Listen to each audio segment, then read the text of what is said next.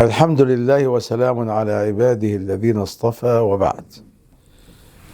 قلنا فيما سبق إن النبي صلى الله عليه وسلم وضع قاعدة تجديد الدين في الحديث اللي احنا ذكرناه، والقاعدة الثانية العملية بقى إن النبي أرسل لكل الملوك ولكل الرؤساء وكل القادة في الفترة بتاعته في السنة التاسعة أو العاشرة، يعني قبل انتقاله إلى الرفيق الأعلى، رسائل. مضمون الرسائل دي كان يقول ايه؟ من محمد رسول الله إلى فلان عظيم الأقباط في مصر مثلا، أو إلى المقوقس، أو إلى فلان إلى عظيم الروم، وهكذا. يعني مضمون الرسائل إنه أرسل عدة رسائل لكل الملوك والرؤساء. مضمونها كان بيقول له إيه؟ شوفوا بقى الحكمة عشان نفهم. قال له: أسلم تسلم، ادي واحدة. 2، يؤتيك الله اجرك مرتين، يعني اجرك انت واجر الشعب او الامة اللي هتسلم من بعدك. ادي 2. خلاص. طيب، فان ابيت، مش عاوز تسلم، يبقى خلاص عليك اثم اتباعك، عليك اسم الجيش اللي عندك، عليك اسم الشعب اللي عندك، القوم اللي انت بتقودهم.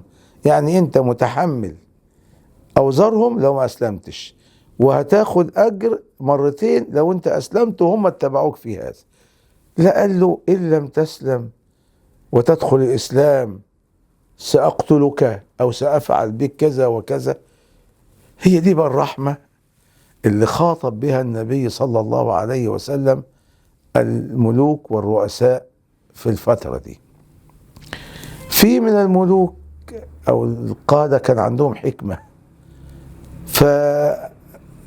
فتقبلوا الرسالة، زي مثلا ملك مصر في الفترة دي تقبل الرسالة، وكان يعني رد عليه بلطف، وبعت له هدية جارية اللي هي ماريا القبطية، وبعت له عسل يقال من بنها، وفي يعني عسل طيب وما إلى ذلك. يعني قابل الرسالة برد حسن، فالنبي أثنى عليه. وده معنى كده ايه؟ ومن قابل الرسالة مقابلة سيئة لم يعامله الرسول بسوء، وإنما دعا عليه فقط. فكانت النتيجة أن استجيبت لدعوة النبي صلى الله عليه وسلم. اللي عايزين نفهمه أن النبي عمل تطبيق عملي بنتعلم منه، أنه بلغ الرسالة على قدر استطاعته في الإمكانات اللي كانت موجودة في هذه الفترة للملوك والرؤساء. ودي الطريقة العملية. طبعا في الفترة دي كلها كانت نزلت سورة إذا جاء نصر الله والفتح، اللي كلنا بنحفظها والأولاد بيحفظوها.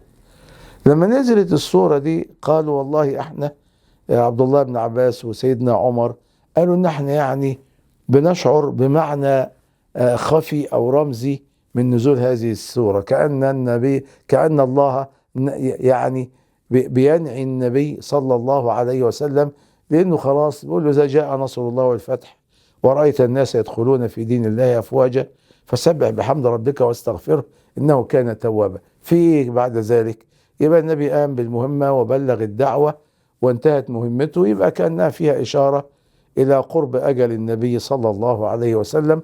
وفهموا من هذا ده معنى رمزي، ودي كانت أول حركة قام بها الصحابة لفهم معنى بنسميه يعني ما وراء الآية، يعني معنى غامض أو مش ظاهر، لكن ابتدوا الصحابة يفهموه. دي كانت منطلق للتفسيرات الإشارية والتفسيرات اللي هتيجي بعد ذلك، أو التأويلات اللي هي بتبقى ما بعد الظاهر.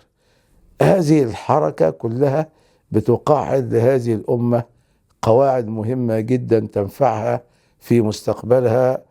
أقول قولي هذا وأستغفر الله لي ولكم، والسلام عليكم ورحمة الله.